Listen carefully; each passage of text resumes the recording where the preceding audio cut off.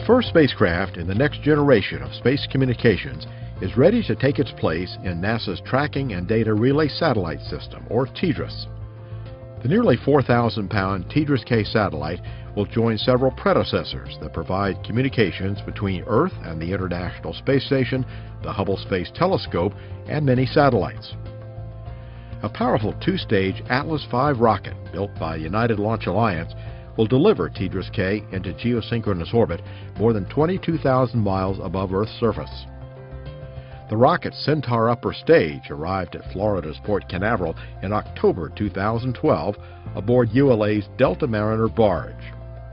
From there, it was transported a few miles north to the Atlas Spaceflight Operations Center at Cape Canaveral Air Force Station.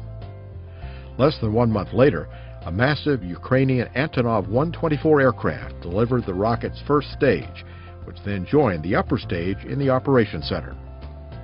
In December, the TDRS-K satellite arrived at NASA's Kennedy Space Center inside an Air Force C-17 aircraft.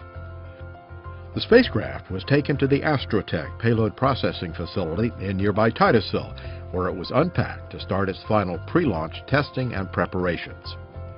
As 2013 began, the first stage of the Atlas V rocket was raised to vertical in the Vehicle Integration Facility near Cape Canaveral Air Force Station's Space Launch Complex 41. Shortly after, the Centaur upper stage was lifted into position and attached to the first stage. The TDRS-K satellite was encapsulated in its protective payload fairing on January 16th.